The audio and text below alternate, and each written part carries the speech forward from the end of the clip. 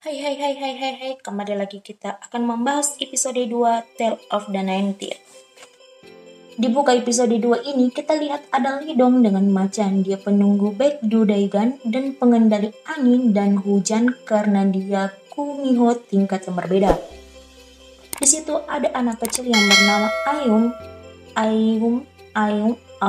Ayum mengelus kepalanya. Mungkin anak ini yang dimaksud pada episode 1. Payung merah itu berasal dari Ayum dan menjadi cinta pertama Lidong, si bucin awal kebucinan Kumiho. Di sini Ayum meninggal, tapi tidak diperlihatkan kenapa dia meninggal.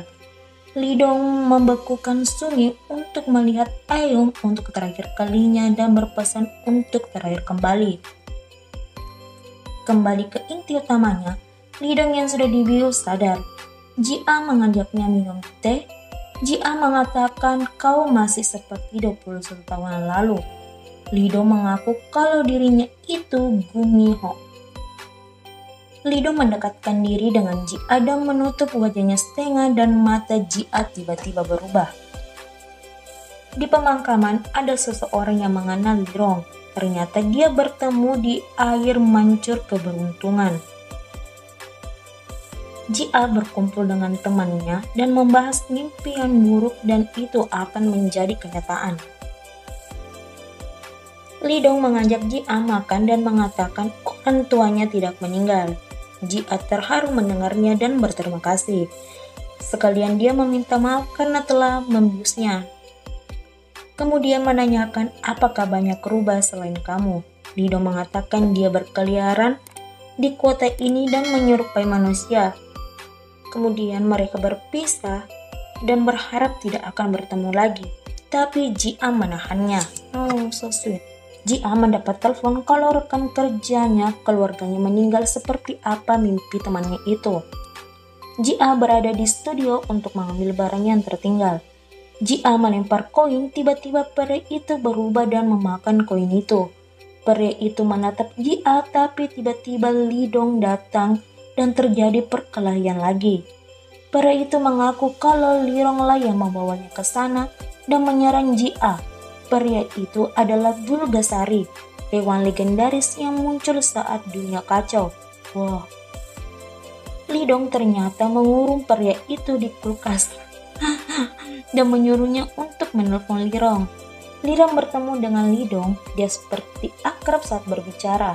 Ternyata memang betul dia begitu saling menyukai saat masih kecil. Karena kebucinan Lidong, dia akhirnya bermusuhan. Lira mengatakan apakah wanita itu masih hidup. Lidong mengatakan jangan sentuh dia. Ternyata Lidong meninggalkan segalanya karena dia mencintai manusia. Bucin. Seperti mimpi Jia, ia bermimpi tengkorak kepala. Jia mencari informasi ditemani Lidong ke pulau itu. Dia merasa banyak kejanggalan di pulau itu. Warga mulai menutup diri dan ada dua pria tua yang kasar dan kurang ajar. Dan Lidong ke hutan mati dan menemukan pohon yang besar dan penjaga pohon itu keluar dan minta dibebaskan.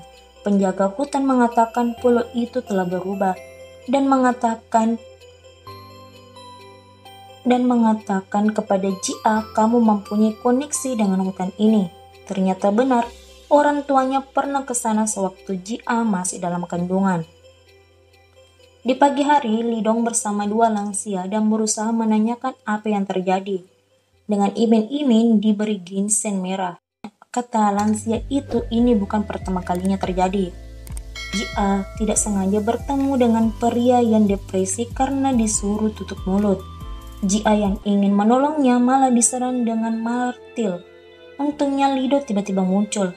Jia terluka pada pundaknya dan diobati dengan obat herbal tradisional. Namun keanehan terjadi ketika kulit Jia berubah menjadi bersisik dan mencekik Lidong. Mungkinkah dia kerasukan?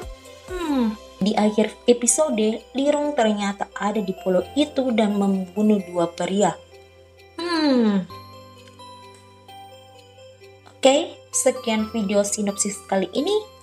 See you next video.